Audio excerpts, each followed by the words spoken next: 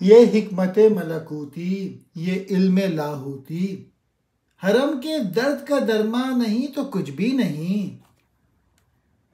یہ ذکر نیم شبی، یہ مراقبے، یہ سرور، تیری خودی کے نگہباں نہیں تو کچھ بھی نہیں۔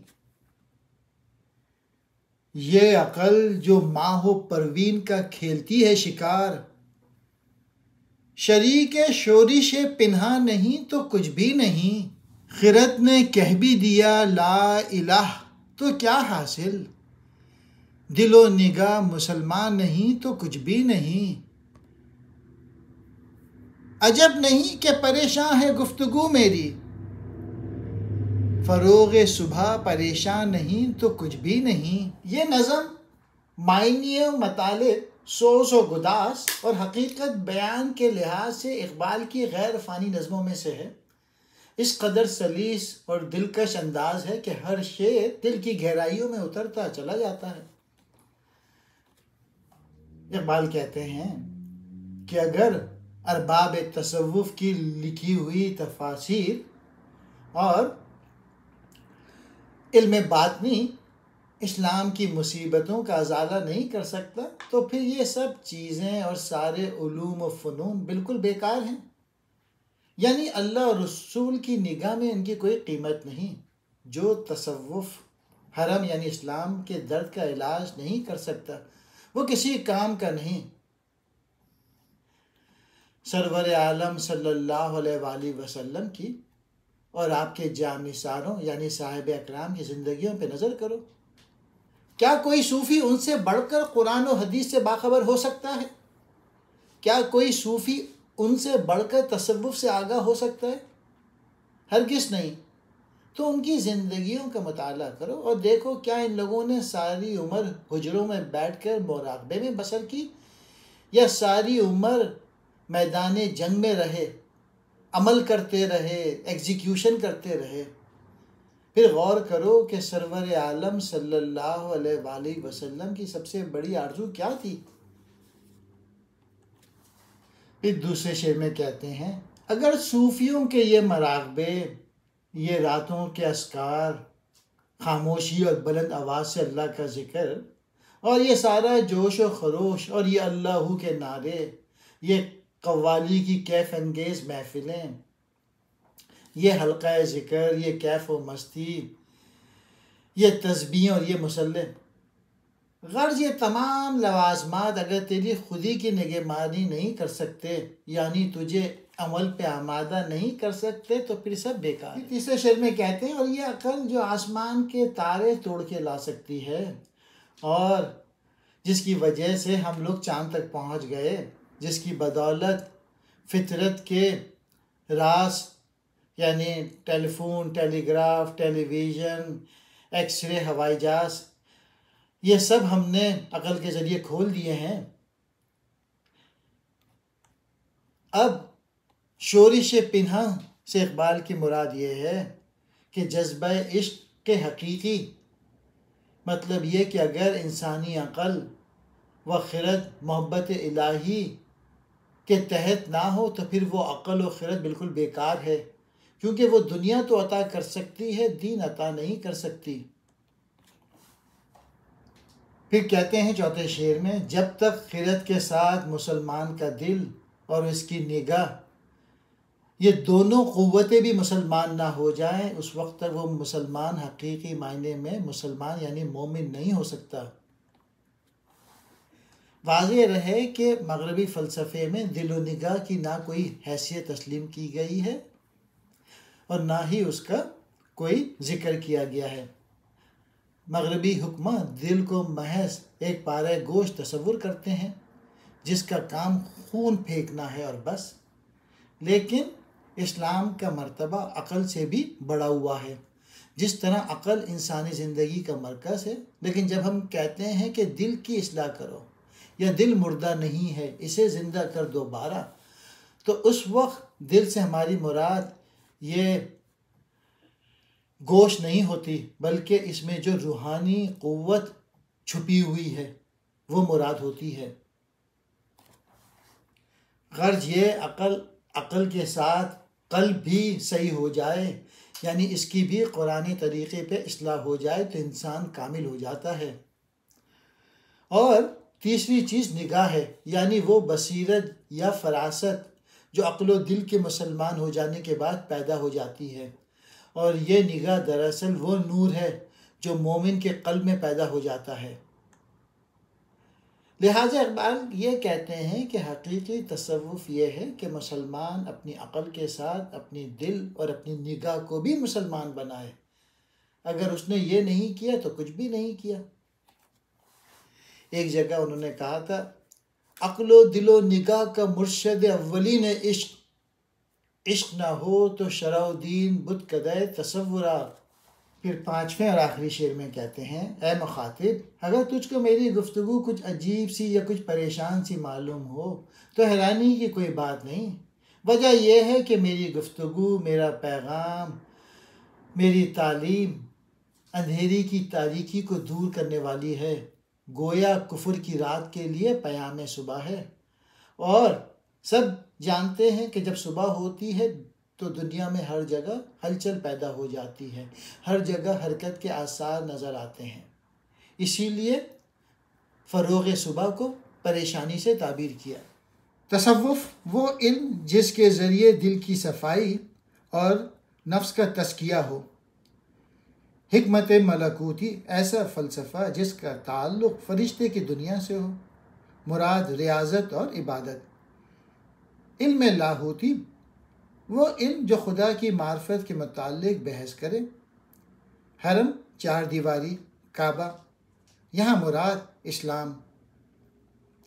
درد یعنی دکھ، یعنی اسلام کو پہنچنے والا نقصان۔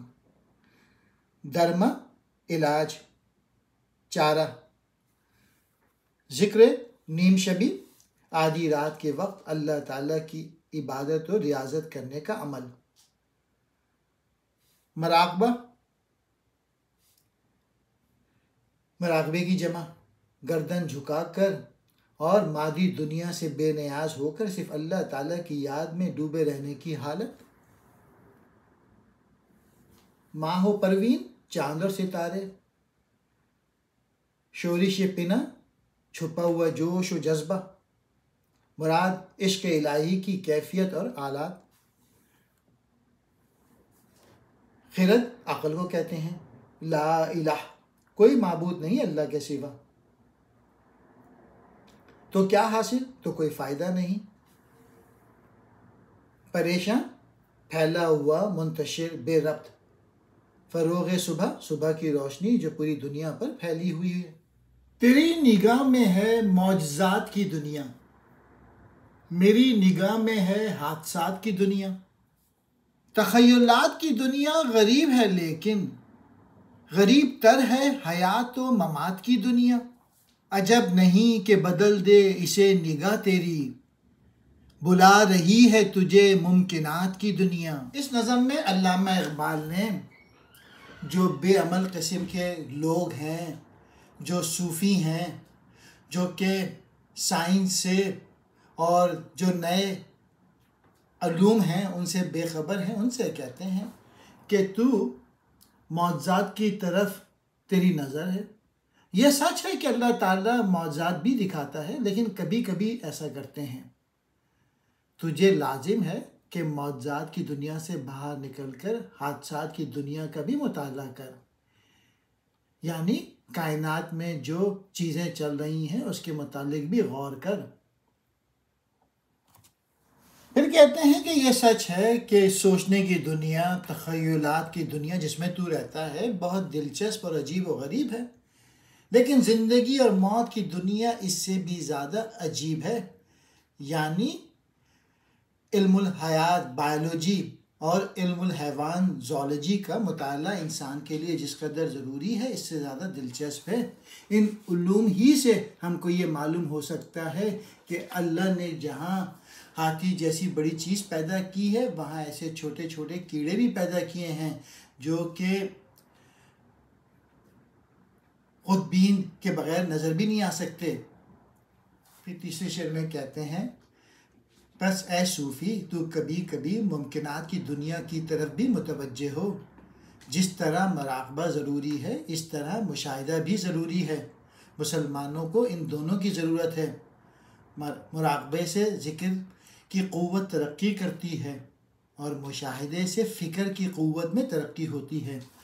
اور اقبال کہتے ہیں کہ کوئی تعجب نہیں اگر تو ممکنات کی دنیا میں انقلاب پیدا کر دے، یعنی سائنسدان تو صرف ظاہری اسباب کو مد نظر رکھتا ہے، یعنی وہ صرف یہ کہہ سکتا ہے کہ پانی میں یہ تاثیر ہے کہ وہ پیاس بجھا سکتی ہے، لیکن ایک صوفی اس سے آگے بڑھ کر یہ بھی معلوم کرتا ہے کہ یہ تاثیر کہاں سے آئی، اور وہ مراقبے سے یہ معلوم کرتا ہے۔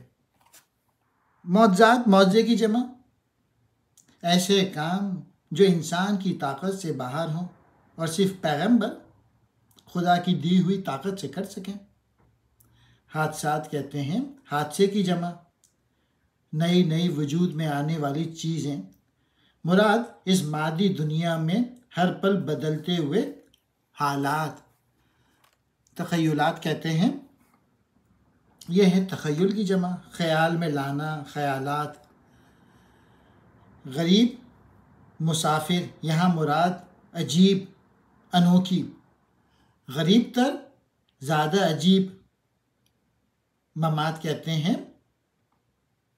موت کو، ممکنات کہتے ہیں ممکن کی جمع۔ موجودات، اللہ کی ذات کے سوا جو کچھ اس دنیا میں ہے۔ تیرا وجود سراپا تجلی افرنگ، کہ تو وہاں کے عمارت گروں کی ہے تعمیر،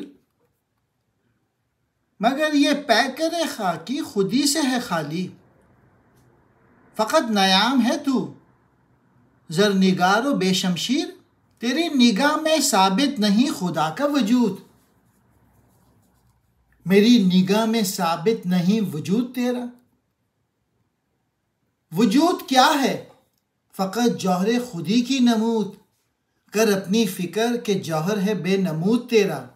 اس نظم میں علامہ اقبال نے کالج کے لڑکوں اور لڑکیوں کی غیر اسلامی زندگی پہ تنقید کی ہے۔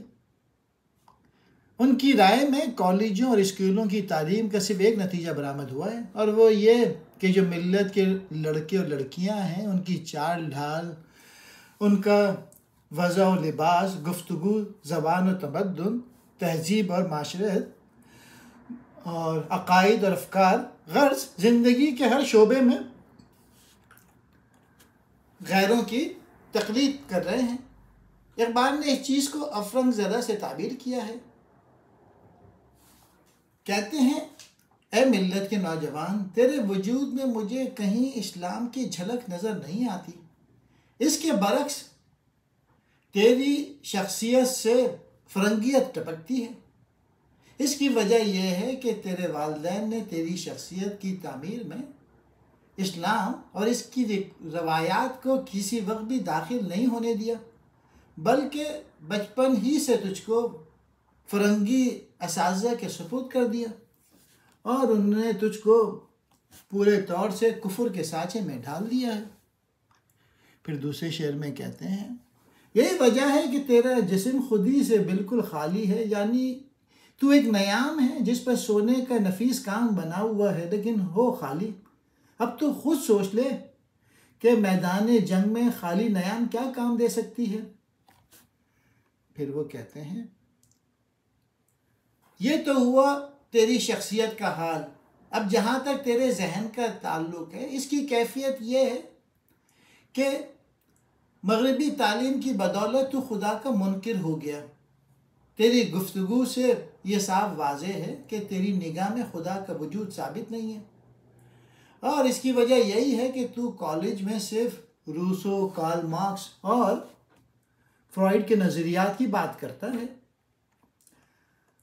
قرآن اور حدیث یعنی اللہ اور رسول اللہ صلی اللہ علیہ وآلہ وسلم کی تعلیمات تو تیری زندگی میں کبھی داخل ہی نہیں ہوئی، لیکن میری نگاہ میں تو خود تیرا ہی وجود ثابت نہیں ہے۔ کیوں؟ اور سب سے پیارا شعر یہ ہے، اس لیے وجود کیا ہے؟ وہ جوہر خودی کی نمود، اور اس کا اظہار ہی کا تو نام ہے، اور تیرے اندر اول تو خودی ہی نہیں ہے، اور اگر تھوڑی دیر کے لیے اس کا وجود فرض بھی کر لیا جائے تو غیروں کی تعلیم کی وجہ سے اس کا جوہر فنا ہو چکا ہے، یعنی اس کی نشو و نما کا اب کوئی امکان باقی نہیں ہے۔ بس اے ملت کے نوجوان، تو اس بحث میں مت پڑ کہ خدا ہے یا نہیں، بلکہ تو اس بات پہ غور کر کہ میں خود موجود ہوں یا نہیں۔ خدا کا وجود تو بعد میں ثابت ہوگا، تو پہلے اپنا وجود تو ثابت کر۔ تو یہ مصرع بار بار پڑھنے کے قابل ہے۔ کر اپنی فکر کہ جوہر ہے بے نمود تیرا۔